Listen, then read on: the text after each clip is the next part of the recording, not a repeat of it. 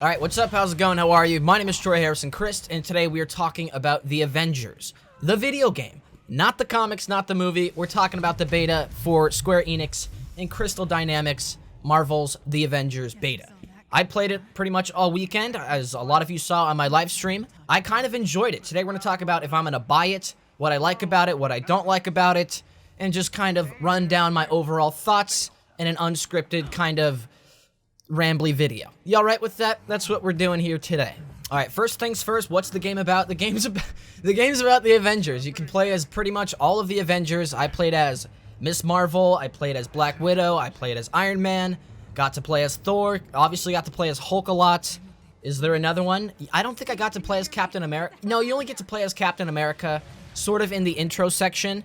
His combat's really fun. In fact, all of the big three, I would say, in the Avengers, big four, I guess, if you throw Hulk in there, Captain America, Thor, and Iron Man, all their combat was really awesome. Like, I was having a lot of fun with it, especially Thor's, because you can just melee spam his hammer over, or not melee, but long distance throw his hammer just over and over and over again, just straight spam it.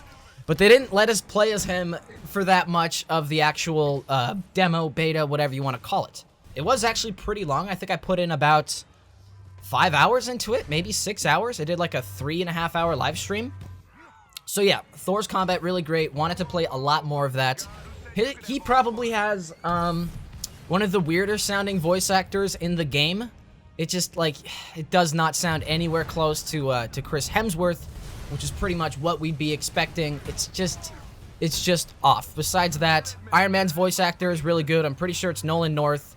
The Hulk is voiced by Troy Baker, the guy who played, you know, Joel from The Last of Us, and it is almost impossible when you're playing the game to like hear it and be like, oh, that's the Hulk. You're like, no, that's the voice actor of Joel. Just sounds like it. What was I talking about? The combat. I'm gonna run down the combat for everybody of what I liked and what I didn't like. Miss Marvel. Her combat is fun, but it's so weird how her arms like stretch out and she gets all big. Her animations just look goofy, and so I basically tried to stay away from that as much as I could, but they really forced you to play Miss Marvel a lot in the beta. It almost made it feel like she was the main character of the game, which I'm really hoping is not the case. Like, the beta was kind of broken up into like a story part of the beta and then like an end game grinding multiplayer missions with your friends. They're almost two different games. One felt almost like Uncharted-like, with all these big events happening really quick and then going into nice cutscenes, just like seamlessly. And then the other seemed like, almost like Anthem. It felt a lot like Anthem, in a weird way. Combat. What was I talking about? I was talking about Miss Marvel. I'm sorry I get on these little tangents. I didn't script the video. Miss Marvel's cool. Her combat is cool. I don't like her voice actor, really. It's so cheesy and almost annoying. When you're walking around on the Avengers ship, she's like, oh my god, look, it's the Captain America shield. Oh, it's just like, bro, I don't want to be hearing this for like the majority of the game. No problem with the character, but the voice acting, I just can't do it. On to Iron Man. I feel like I played probably the most of him. I also played a ton of Black Widow. Black Widow's sick.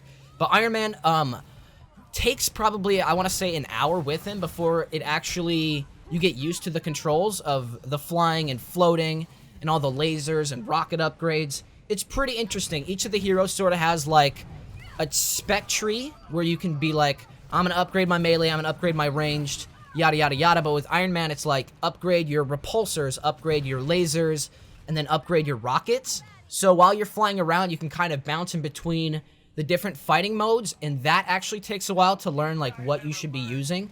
But you can literally fly through. You can just, I have footage of this. You can literally fly and it'll lock on to anybody in front of you, and you just hold down the laser, turn around, and it'll lock on to someone else. Pretty awesome. His like special moves, I don't know, the whole Assassin's Creed 3 special move things in the bottom right corner, I feel like they weren't as powerful as like they probably should have been. I do say like a lot. I'll probably try not to do that. But yeah, with Iron Man, whenever I would do any of them, it would do like, I don't know, half damage to the enemy most of the time. Even with Hulk, his thunderclap it's like it takes forever for it to be good. You have to have like a bunch of armor and stuff. But we'll talk about the armor and that a little bit later. Still going down the heroes. Bear with me. Okay, yeah. So Iron Man combat is absolutely, it's fun. It totally feels like Anthem. Feels like what Anthem should have been. It feels like Anthem without guns. I don't know if that's a good or a bad thing, but that's what Iron Man felt like. Moving on. Okay, Hulk's combat, I touched on it a little bit. It doesn't feel as powerful as it should be. I don't know if that's just because of the leveling system. How throughout the multiplayer missions you're kind of grinding levels and powerful gear to then be better. So the Incredible Hulk can beat up a level 10 guy with a gun in more than 2 hits. I don't know. It's like you have these superheroes, correct? They're super powerful. But then like a group of like 4 people will just completely overpower them. Playing as the Hulk, it's fun. All the moves work. They make sense. But it's like you are just nowhere near as powerful as you should be playing as the Incredible Hulk. Besides that, Black Widow. I want to talk about Black Widow. I have a ton of Black Widow gameplay. She is probably the most fun just because of her guns. Psst, hands down. Like, Black Widow's not my favorite character in the Avengers. Not even close. But in this game, if you watch my live stream, I must have played her for like 2 hours straight leveling her up. Because once you get in there and you have the double pistols, it's with unlimited ammo, you're like, oh, dude, yeah, let's do this. Let's do this. It's like playing as Catwoman from the Arkham games. It's like playing as Catwoman from the Arkham games, but with a gun, or 2 guns, or 6 guns. She can have like dual pistols, which you can upgrade to have like a charge shot. She's got dual SMGs that are absolutely horrible, and they need to fix them.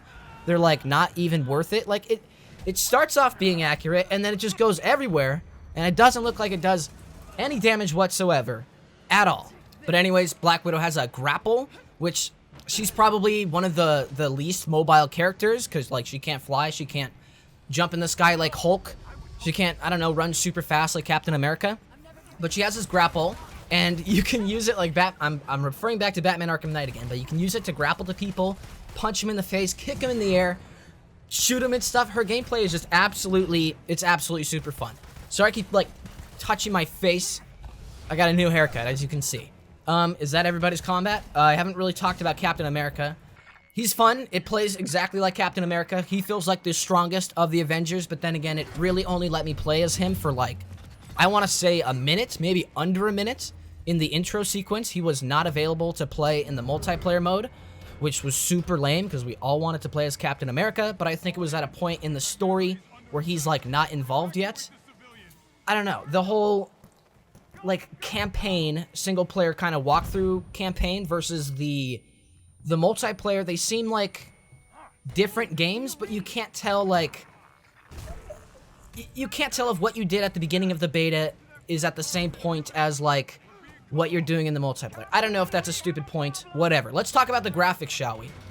When the trailers came out, a lot of people were like, "Oh my god, the graphics of these, I don't know if it's good. The faces, they look plasticky. The environments are all small." The faces I don't have a big problem with. I think they're fine. I think they're fine for what it is. They were never trying to be a super realistic game. You know what I mean? Like, it's a cartoony game. We're fighting robots as superheroes. No, the graphics aren't exactly perfect, and thank God they're not, because this game cannot run very well, even with these sort of simpler style of texturing and designing the characters. The game runs very poorly. Very poorly. I have a like $3,000 computer, and I can only run the game at like 1080p 60 FPS, and when I can play almost every game at 4K 60, Witcher, Battlefield, whatever, list goes on. This game runs so bad versus how good the graphics are. I feel like this is a problem in modern games, where like the games with the best graphics also run the best, and then games with bad graphics, or not bad graphics, but not amazing graphics, don't run very well. The frame rate drops in this game are absolutely amazing. I won't hamper on this for too long for all the console players that it's not going to affect, but maybe it will. The game will go from 60, perfect 60, all the way down to like 32 FPS, and just chug and chug and chug while you're fighting. It's a big problem. It's a big problem. This game also makes your graphics cards or graphics card very, very hot. Very hot. Super hot. In fact, incredibly hot. All right, on to environments. I really didn't like how we had to do like 6 missions in the Pacific Northwest, which is where I live, and then all 6 of the missions basically had no outdoor areas whatsoever. There was like one that did.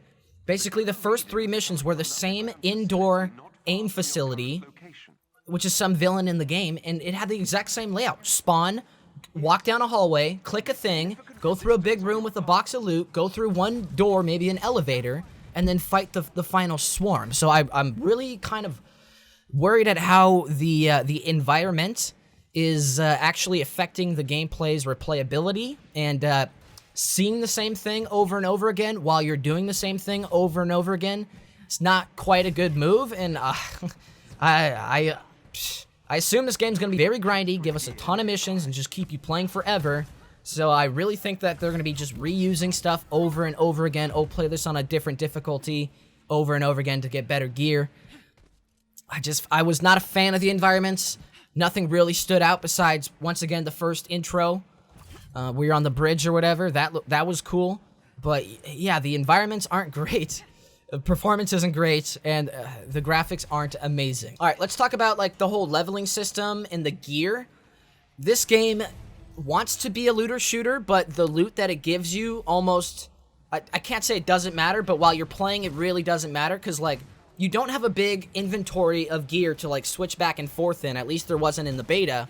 Basically, sorry for yelling. Basically, when you found an upgrade in a box, you would just go to the menu and you would literally just hold down left trigger and it automatically upgrades all your gear to the best gear available. There's not even, I mean, you can go through and be like drag and drop that stuff, but it's so streamlined that it almost like doesn't make sense to have it in there. Just like let me casually increase in power instead of looking around for gear. I don't love the gearing system, but it works. It works, but then again, you're at a point where you're like, sometimes you get to a point where you're basically like, okay, I have to redo missions and stuff. Just, even though I've played every single mission, I want to play the last mission, I have to grind to get better gear to play the final mission. It's like, does the game really need that? I don't know, but it's in there. Besides that, there was a ton of cosmetics. It basically looked like Marvel's Spider-Man, where Spider-Man had like 20 outfits. Everybody had a ton of outfits. You can get like a Mafia Hulk, or like a Pimp Hulk. It's really great. Besides that, basically, am I gonna buy the game? Am I gonna buy the game? I enjoyed playing the game for free, but am I gonna put down my hard-earned YouTube money? Please subscribe. And purchase this game when it comes out. I think it comes out here pretty soon.